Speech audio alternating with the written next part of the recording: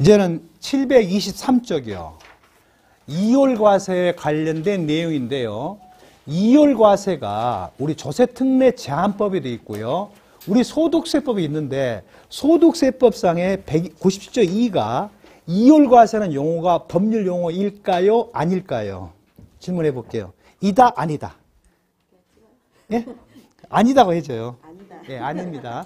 세법 어디에도 이율과세는 용어는 없습니다. 근데 조세특례 제한법은 이율과세 있어요. 과세 이연도 있고요. 그래서 상황은 틀리지만 우리가 실무상으로 그렇게 말한 것 뿐이에요. 세법 어디에도 이율과세라는 말은 없어요. 예. 그런데 이런 경우가 있습니다. 처음에는 이율과세 규정에 증여자가 죽어버리면 어쩔래? 이게 문제가 돼요. 사망했으면 어쩔래? 그런데 조심할 사항이 있어요. 예를 들어서 아버지한테 토지를 증여받았어요. 증여받아서 5년 내에 양도하고 있어요. 양도할 때 아버님이 돌아가셔버렸어요. 그거 플러스 알파, 101조의 부당해산 부인이에요. 아버지한테 증여받고 5년 내에 팔았어요. 근데 아버님 중도에 돌아가셔버렸어요. 그럼 어쩔까요? 헷갈려요. 그죠?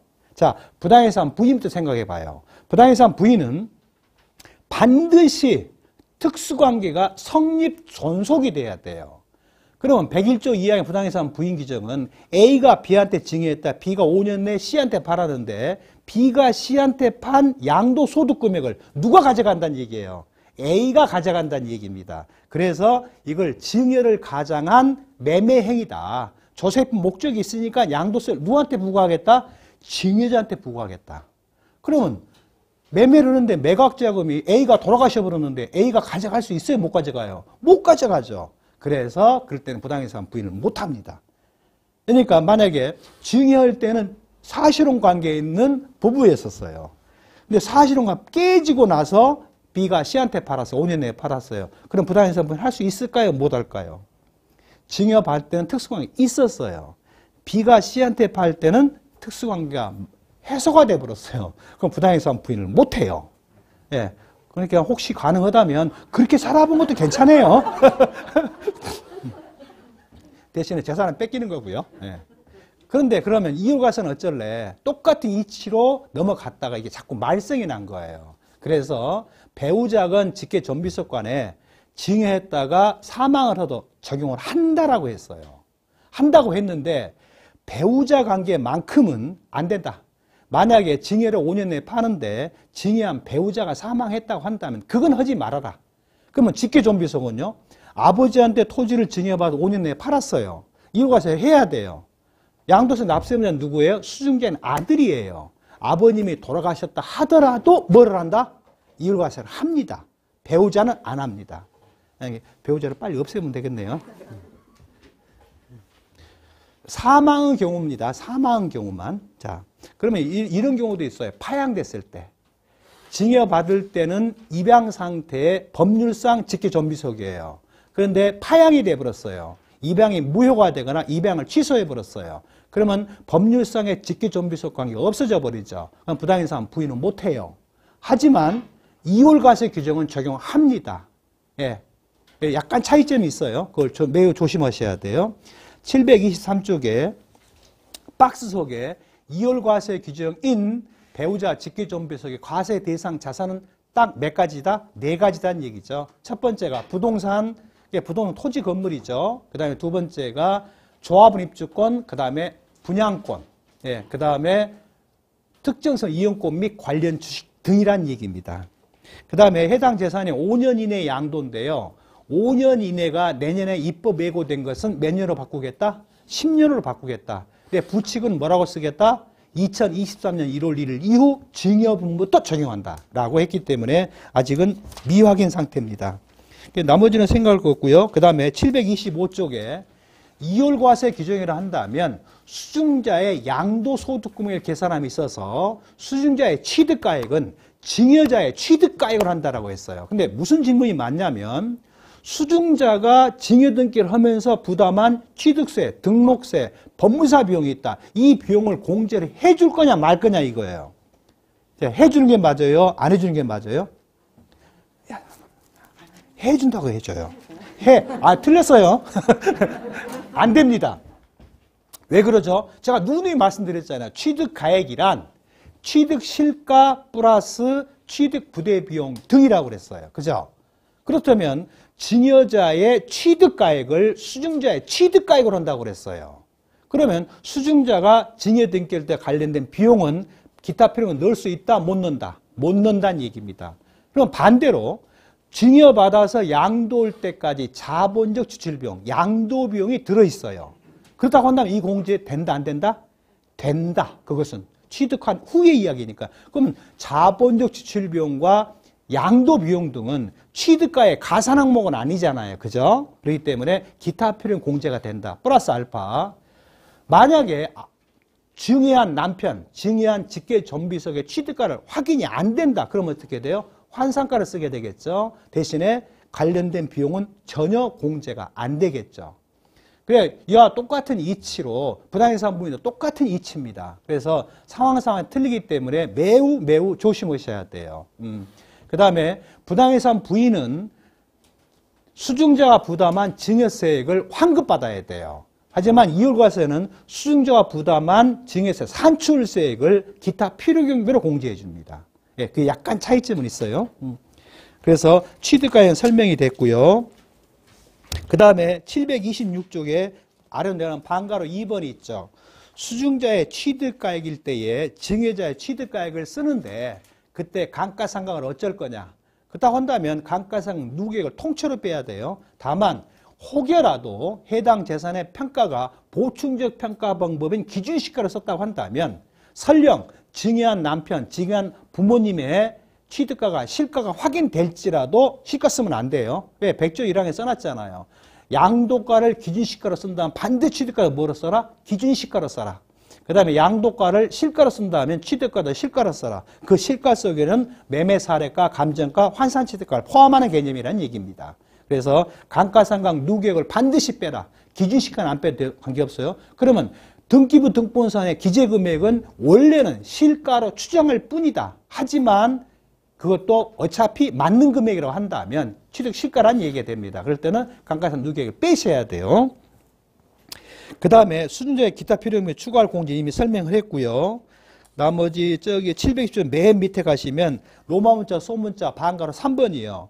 수증자의 증여 산출세액은 기타 필요금을 공제한다. 설령 이걸 기준시가로 해도 공제를 해줘야 합니다. 예, 이것은 시행령 163조 6항에서 말하기를 환산가, 매매사례가, 감정가 쓸 때는 기타 필요경비는 양도비용, 자본적 주출비용만큼은 계산공제라고 규정했을 뿐이었지 시행령 163조 2에서는 말할 때 증여 산출세액을 빼주라고 했지 계산공제는 규정은 없어요.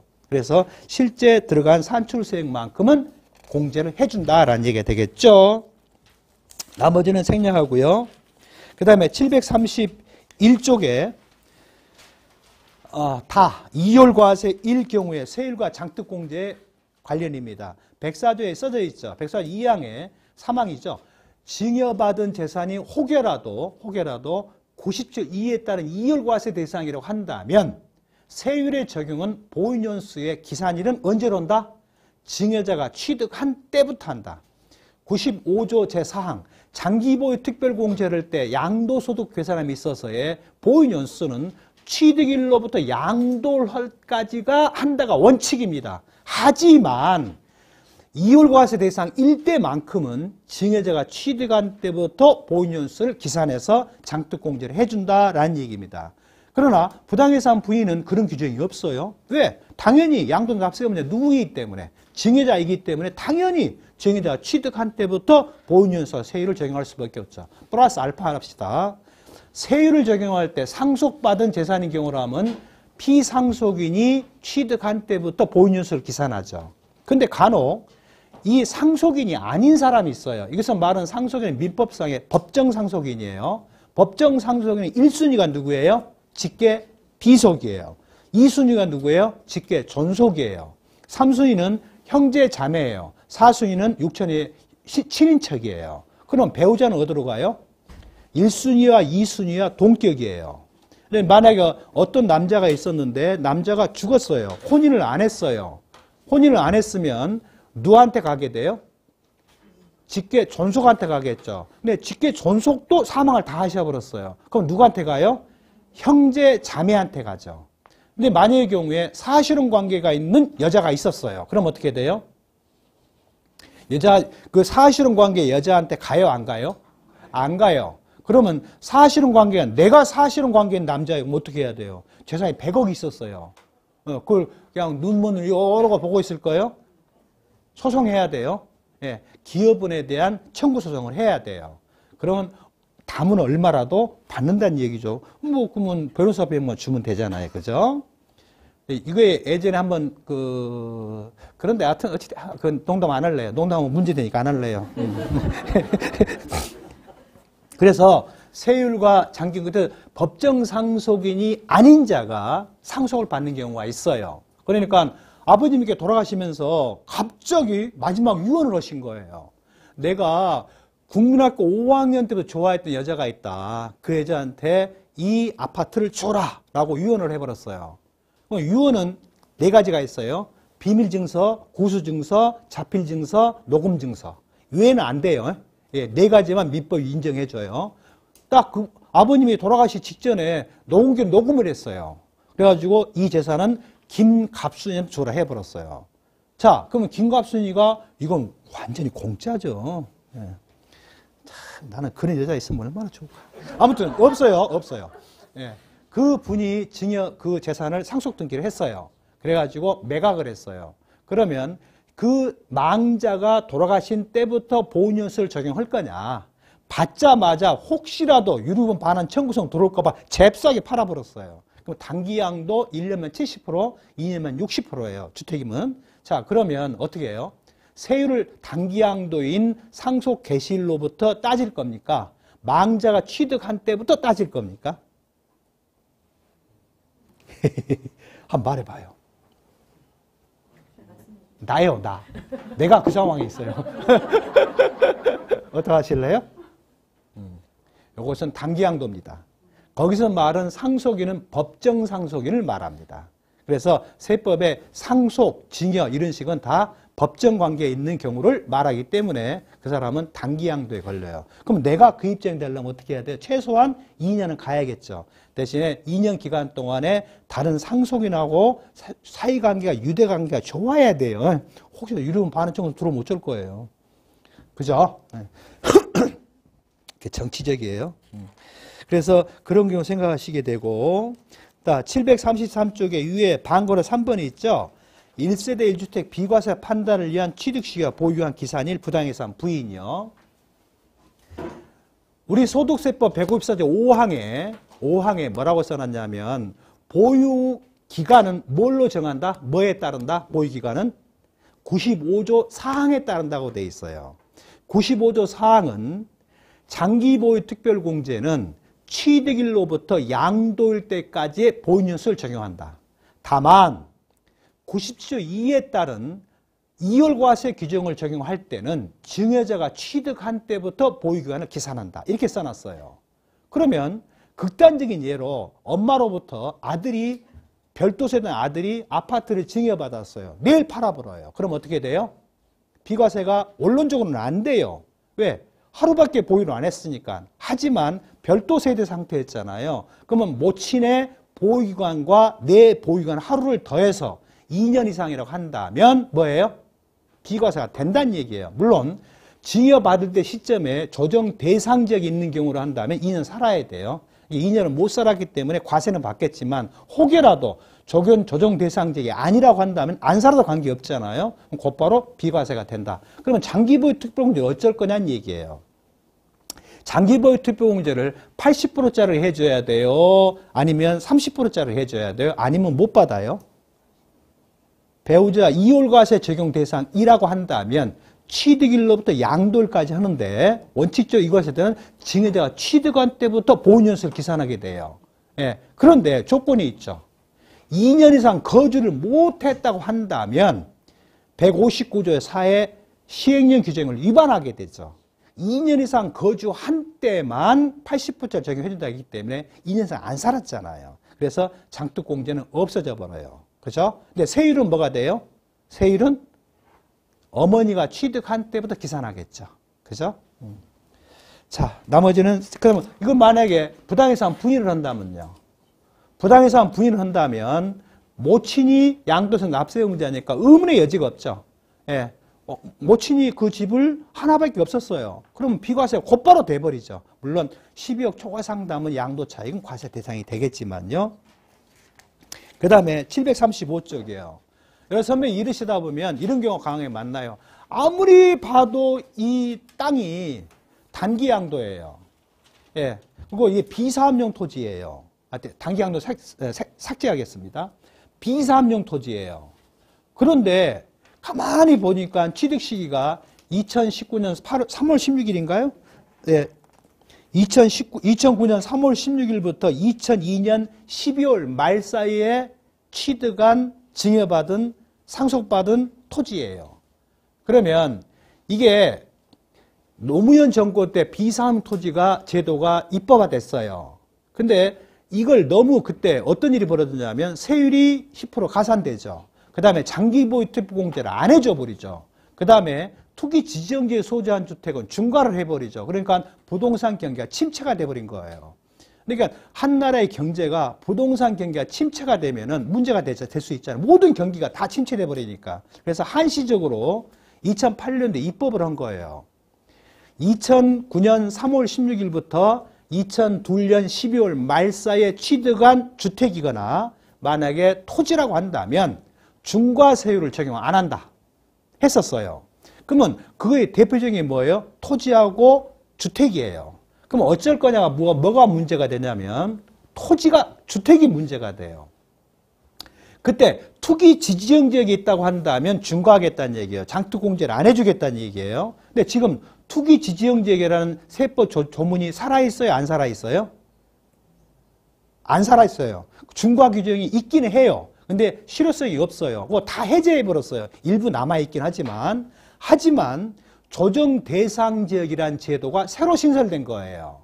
그러면 예전에 투기 지정 지역이었다 양도 시점에는 조정 대상 지역이에요. 그러면 그때 2009년도에 입법화된 이 규정은 조정 대상 지역의 양도주택의 중과 배제 규정을 적용해 줄 수 있겠냐가 말썽이 난 거예요. 못합니다. 그러나 2009년도의 비사업용이나 현재 비사업용이나 변화는 없어요. 똑같아요. 해당 토지가 비사업용이 분명히 맞아요. 그러나 2009년 3월 16일부터 2002년 12월 말 사이에 취득한 토지예요. 그러면 중과한다 안 한다? 안 한다. 예.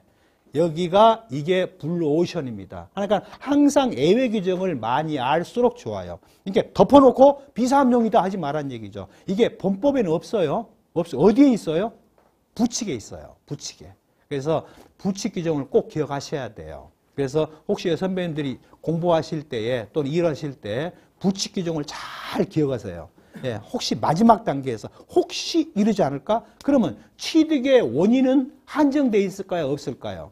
취득은 수없이 많아요. 교환, 매매 또는 상속, 증여, 여러 가지가 있을 수 있잖아요. 그건 취득 등기 원인은 안 따집니다. 그냥 취득했다 면이에요. 그래서 혹여라도 비사업용 토지라고 해서 낙담 보지 마시고 등기부등본을 딱 봤을 때에 등기 원인일이 2009년 3월 16일 이후다. 그러면 당연히 취득 시기도 2009년 3월 16일 이후가 되겠죠. 근데 등기 원인이 말이 나왔으니까 그러는데요. 어떤 사람이 부동산을 경매, 공매로 취득을 했어요. 등기 안 했어요. 내일 양도할 거예요. 오늘 등기했어요. 첫 번째 문제. 자, 양도 시점 미등기예요, 미등기 아니에요? 미등기 아니에요. 두 번째, 세율은 하루 만에 팔았으니까 단기 양도예요? 아니면 당초 취득한 때부터 해요? 당초 취득한 때부터. 그러면 옛날 경매, 공매 서류가 있겠지만 없을 수도 있어요. 그러면 1년 이상, 2년 이상 보이는지를 뭘로 보면 알아요? 등기부등본에 등기 원인일이 있죠. 경매, 공매는 등기 원인일은 경락대금, 공매대금, 완납일이 등기 원인일입니다. 예, 근데 세무서 과세관청에서 모를 수 있어요. 관련 내용을 써놓고 그래서 단기 양도가 아닙니다. 등기 원인이 이날입니다. 이날이 취득식입니다. 그날부터 2년이 넘었습니다. 따라서 일반 초과누진세율입니다. 라고 설명을 해버려 문제가 없어요. 그게 제일 힘든 게 그렇잖아요. 모르는 사람이 억지 부릴 때 제일 힘들어요. 예. 남대문에 문턱이 있어요, 없어요? 있다고 해줘요. 안 가본 사람이, 모르는 사람이 억지 부리면 굉장히 힘들어요. 설명도 못 해요. 예. 근다고 차마, 네 그것도 모르면서 나한테 물어보냐면, 좀 공부 좀 하고 물어봐. 이 말은 차마 못 해요. 예. 잘못은 거꾸로 맞을 수 있거든요. 예. 아무튼요. 그래서 혹시라도 그런 경우가 있을 수 있으니까 매우 조심하시라는 얘기죠. 736쪽에 마입니다. 배우자 또는 직계존비에서 관계와 조세의 피해와 이율과세 부당해서 한 부인의 상관관계인데요. 누누이 이야기는 많이 했어요. 자, 97조 2의 배우자 직계존비 이율과세는 조세피 목적을 따져요? 안 따져요? 따져요? 안 따져요? 안 따져요. 왜? 원래는 안 따져요. 근데 하나 신설된 거 있죠. 이율과세를 했을 때의 양도세 결정세액과 이율과세 규정을 적용 안 했을 때 결정세액을 비교해서 안 한 것이 더 많다면 하지 말아라. 이거 누가 입법하자고 했을까요? 저요. 네, 제가 했어요. 네, 세무사에서 심포지엄 때 이걸 제가 주제 발표를 했었어요. 그래서 의원 입법으로 기재부에서 개정을 한 겁니다. 제가 현직에 있으면 특별승인사항 과목이에요. 법이 개정됐으니까요. 왜냐하면 조세피 목적에 관계없이 이율과세 무조건 적용하다 보니까 실무상에 문제가 발생합니다. 이율과세 규정을 왜 만들었어요? 속에 들어있는 것은 뭐예요? 세금을 낮추는 것을 막을 목적이거든요. 그런데 아니에요. 세금이 더 줄어버려요. 이율과세 할 때 세금이 더 많아요. 예. 그러니까 이게 문제가 있잖아요. 원래 취지는 그게 아닌데. 그래서 이러이런 문제가 있다라고 제가 포럼 때 주제 발표를 했죠. 그랬더니만 기재부에서 전화가 왔더라고요. 회계실에서 그때 발표는 원고 좀 주래요. 그러면 나한테 감사 표시를 해야 될 거 아니에요. 고맙다는 말도 안 합니다. 예. 그래서 만들어진 거예요. 근데 어떻게 보면은 합리적인 사고이기지만 또 납세자 기준에서 보면은 역적일 수도 있어요. 예.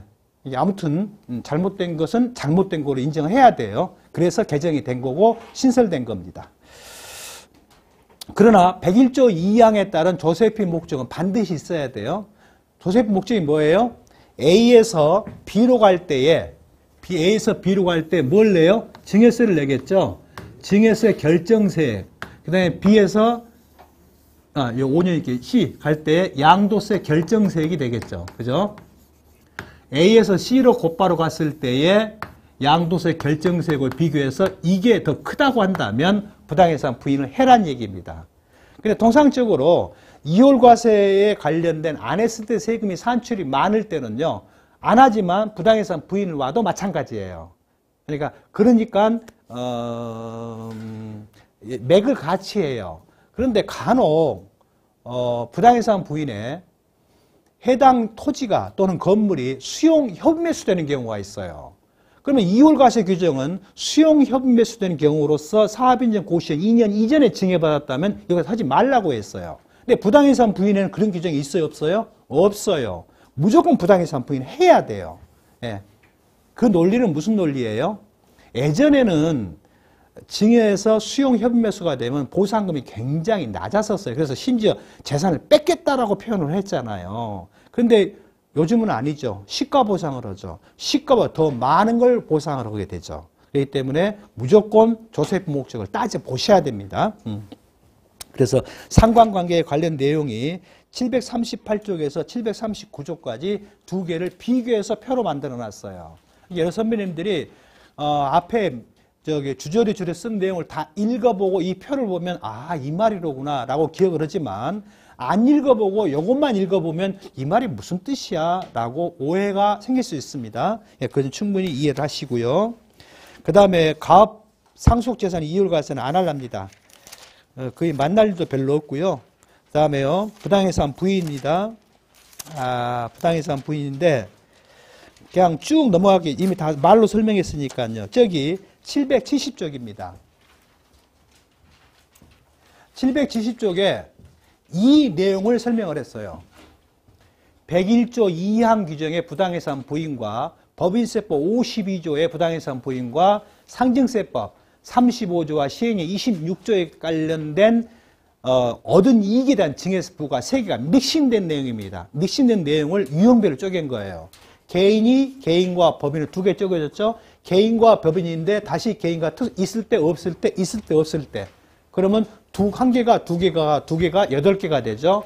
이것을 다시 영리법인일 때 영리법인이 아닐 때, 다시 내국법인일 때 외국법인일 때 또 뒤집어지면 64가지예요. 그러나 이걸 기억하실 때 굉장히 조심할 내용. 자, 법인세법 52조에 따라서 부당해상 부인할 때 특수관계 여부를 반드시 따집니다. 그 다음에 법인이 양도자 입장에서 저가 양도를 하게 된다면 법인세법상의 시가 100억짜리를 만약에 60억에 팔았다고 합시다. 그러면 특수관계가 없는 사람도 60억에 팔 턱이 있어요, 없어요? 없어요. 특수관계 있으니까 저가로 양도한 거죠. 그러면 40억만큼 누군가는 가져갔을 거란 얘기예요. 그러면 법인이 그 대표이사한테 부동산 100억짜리 60억에 팔았다 이거죠. 그러면 40억만큼 개인은 뭘 받았어요? 이득을 받았죠. 그러면 개인한테 무슨 문제가 생기게 돼요? 저가 양수에 따른 증여세를 부과할 수 있겠죠. and 법인세법에서 40억만큼의 저가 양도였으니까 40억 이쪽 귀속이 됐잖아요. 귀속이 돼서 이 사람한테 종합소득세를 상해처분해버리면 종합소득세를 주주라고 한다면 의제배당이 배당 소득이 되겠죠. 이것도 좀 기타 사유치이겠지만 그러면 40억에 대한 만큼에 대한 소득세가 부과가 되겠죠. 그러면 상징세법 2조인가 4조인가 있죠. 동일한 자산에 종합소득세, 법인세, 증여세가 부과된다면 증여세가 부과를 할 때 하더라도 소득세나 법인세가 부과된다면 이중과세 문제가 있으니까 증여세를 부과하지 말아라고 돼 있죠. 그렇죠? 그러면 종합소득세 부과 당하겠죠. 그러면 나중에 그 사람이 60억이 취득 시가예요. 근데 40억에 대해서 만약에 종합소득을 과세를 받았거나 증여세를 과세받았다고 한다면 나중에 팔 때 취득 시가는 40억이지만 얼마로 해야 돼요? 100억으로 하면 안 돼요. 얼마로 해야 돼요? 97억으로 해야 돼요. 왜? 3억을 빼줬을 거니까. 그렇죠? 그래서 97억으로 취득가를 계산해 신고납부를 해야 돼요. 그렇게 안 하면 40억에 대한 12억 세금 더 내게 돼요. 예. 그런 경우가 생긴다는 얘기죠. 그 다음에 만약에 법인이 고가 양도를 했다고 한다면 법인 쪽에서는 부당해상 부인 할 이유가 없죠. 왜? 더 많이 받고 팔았으니까 산 놈이 빙신이죠. 그러면 산 사람 입장에서는 특수관계가 있으니까 그랬죠. 있으니까 시가 60억짜리를 100억 주고 샀단 말이죠. 그러니까 특수관계 있는 자로부터 저 고가로 양수를 했잖아요. 저도 고수에 걸렸잖아요. 그러면 나중에 부동산을 매각을 할 때 이 40억만큼을 취득 시가에서 어째버리겠다? 빼버리겠다는 얘기죠. 그러면 법인 쪽에서는 시가 60억짜리를 100억 받고 팔아먹었으니까 40억만큼 이익이 났잖아요. 그죠? 그러면 40억 이익 난 것은 원론적으로 비영리법인이라고 한다면 40억에서 뭘 부과해야 돼요? 증여세를 부과해야 돼요. 근데 영리법인이라고 한다면 40억에 대해 법인세를 부과할 거 아닙니까? 그러면 증여세 부과 문제는 안 생기겠죠. 자, 개인이 특수관계에 있는 개인 또는 법인한테 고가 양도했다고 합시다. 시가 60억짜리를 100억에 팔았다고 합시다. 그러면 특수관계 있다고 있건 간에 5%, 30% 넘었고 그 다음에 3억도 넘어버렸잖아요. 그러면 60억짜리를 100억에 팔아서 42억 번 건 맞잖아요. 그러면 양도실가는 얼마로 신고해야 돼요? 100억으로 신고한 게 맞아요. 하지만 네가 40억만큼 얻은 이익이 더 많았으니 40억에 대해 뭘 부과하겠다? 증여세를 부과해버리겠다는 얘기입니다. 그죠? 증여세를 부과하게 되면 특수관계에 있으니까 시가의 30%와 3억 중에 낮은 금액 3억을 빼주겠죠. 그러면 37억에 대해서 양도자한테 증여세를 부과해버리겠죠. 그러나 이 사람이 양도 신고할 때 100억으로 양도 시가를 신고를 했어요. 그러니까 어떻게 해야 돼요? 다시 경정감을 해야 돼요. 그래서 얼마로 해야 돼요? 100억에서 37억을 뺀 금액 67억인가요? 63억인가요? 그걸로 경정감을 받아야 돼요. 근데 간혹 놓치는 경우가 많아요. 그 다음에 상대편이 만약에 개인이에요. 내가 개인인데 상대편 개인이에요. 고가 양도했어요. 똑같은 이치예요. 상대편은 고가 양수한 꼴이 돼요. 자, 이제는 저가 양도했다고 합시다. 내가 상대편이 법인인데 특수관계 있는 자한테 저가 양도를 했어요. 시가 100억짜리를 60에 팔아먹었어요. 그러면 법인 쪽은 40억 이익 받잖아요. 근데 법인은 저가 양수로는 거잖아요. 그럼 부당해상품은 할 이유가 없어요. 근데 예외적으로 하나는 하죠. 뭐를 해요? 유가증권은 해요. 왜냐하면 실기를 하면은 소득금액을 입금 사안임할 기회가 없어져 버리거든요. 주가가 내려가면 어쩔 겁니까? 그래서 법인세법상으로는 저가 양수에 따라 대해서 부당해상품은 안 하지만 양도자인 개인 입장에서는 저가 양도했기 때문에 시가 100억으로 경정을 해버린다는 얘기입니다. 그러면 상대편 법인이 비영리법인이라고 한다면 40억 이익 본 건 맞잖아요. 그럼 비영리법인에 37억의 증여세를 부과해버린다는 얘기입니다. 그래서 그와 같은 유형으로 개인이냐 법인이냐 특수성이 있냐 없냐 영리법이냐 비영리법인에 따라서 상황이 다 틀어진다는 얘기입니다. 그러니까 핵심을 잘 기억하시면 돼요. 부당해상 부인 101조 2항 규정과 상징 35조의 얻은 이익에 대한 증여세 부과 법인세법 52조에 따른 부당해상 부인이 서로 믹싱이 된다는 얘기입니다. 거기에 모든 믹싱되는 시가의 대전제는 뭐에 있어요? 제 전제는 상증세법상의 평가액이에요. 그러면 상증세법상의 평가액은 시행령 49조에서 시가로 보는 범위가 뭐예요? 시가로 보는 범위가 매매 사례가, 감정가, 수용가, 보상가, 경매가, 공매가를 말하죠. 다만 감정평가인 경우는 감정평가업자 둘 이상의 평균액으로 하게 되죠. 평균액으로 하는데 여기에 만약에 기준시가가 10억 원 이하라고 한다면 하나를 해도 관계없다. 그 다음에 상속 증여받을 때 상속은 앞으로 6달, 뒤로 6달이죠. 증여는요 앞으로 6달, 뒤로 석 달이에요. 또 하나가 있어요. 뭐가 있죠? 상속 재산 평가 기준으로 소급하여 2년까지 소급합니다. 그러니까 상속 재산 평가일 현재 기준으로는 상속 재산 평가일 현재 기준으로 봤을 때는 매매 사례가, 수용가, 보상가, 경매가, 감정가 등이 없어요. 근데 2년으로 소급해 보니까 있어요. 그걸로 평가에 끌어다 쓸 수도 있어요. 그죠? 그러니까 여러 선배님 이르실 때에 과거에 취득할 때, 과거에 양도할 때, 과거에 증여할 때 2년 이전에 혹시 그런 거 있나 없나를 누구한테 물어봐야 돼요. 근데 그 좀 맹점이 있죠. 과세관청은 그걸 할 수가 있어요. 재산평가 심의에다 심의를 붙여서 그걸로 경정결정 또는 결정금액으로 써버려요. 그러나 납세자는 그렇게 못해요. 하지만 어차피 할 거라고 한다면 2년 이전에 이런 것이 있더라. 그러니 이것으로 평가하겠다 할 사람이 몇 명일지는 모르겠지만 만사부리 튼튼입니다. 그래서 혹시라도 있을지 조심하시고 플러스 알파 또 하나가 있어요. 증여받은 것은 증여평가 기준일로부터 언제까지요? 9달이에요. 9달 이내에 국가가 과세관청이 감정을 해버릴 수가 있어요. 그죠? 다음에 상속은 몇 개월이에요? 15달이에요. 그러니까 15달 이내에 결정을 하게 돼 있죠. 그러니까 정부 부과결정 세제가 세 가지가 있죠. 부당이득세, 종합부동산세, 상속세, 증여세.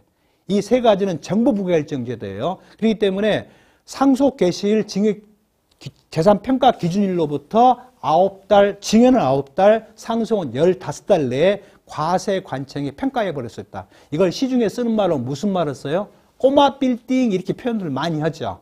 예. 매매 사례가도 없고 방법도 없어요. 예. 그렇다고 한다면 어쩔래? 과세관청이 경정을 해버리겠다. 그래서 세 가지를 항상 생각해야 돼요. 당해 기준일 현재, 앞으로 6달, 그 다음에 뒤로 9달, 뒤로 15달을 같이 믹싱을 하면서 생각을 해보셔야 돼요. 근데 부당해상 부인할 때, 상속재산 평가할 때, 법인세법상의 평가할 때 시가의 개념은 대금 청산일이에요, 소유권이전도 객수일이에요, 계약일 현재 기준이에요. 계약일 기준입니다. 이게 왔다 갔다 해요. 왔다 갔다 하는데 소득세법 집행규정에 명확히 써놨어요. 부당해상 부인의 시가의 기준일은 계약일 기준이다 라고 못을 박아놨기 때문에 항상 계약일 기준으로 판정을 해요. 왜냐하면 6달, 석 달 왔다 갔다 하다 보면 어떤 때는 되고 어떤 때 안 하는 경우가 있어요. 그래서 그 설명을 이렇게 써놨어요. 사실상 매매 금액이 확정되는 때는 계약일 현재이기 때문에 이 시가의 평가 기준율은 계약일 현재로 따진다. 이것을 머릿속에 두시란 얘기. 그러면 여러 선배님들 머릿속에 기본 틀이 들어있다는 전제를 깔고 775쪽에 중간에 음형 처리된 거 있죠. 자, 거주자 개인이 특수관계가 있는 법인에게 부동산을 저가양도했어요. 그러니까 시가 100억짜리를 시가 140억짜리를 100억 받고 팔았어요. 자, 상증세법이나 소득세법의 용어 약간 틀려요. 상증세법은 대가라고 써져 있고 우리 소득세법은 거래가라고 써졌어요. 그냥 편의상 두 개 다 대가로 하겠습니다. 대가. 이게 부가세법상의 대가 개념은 아닙니다. 실제 주고받은 금액을 이렇게 말하고 있는 거예요.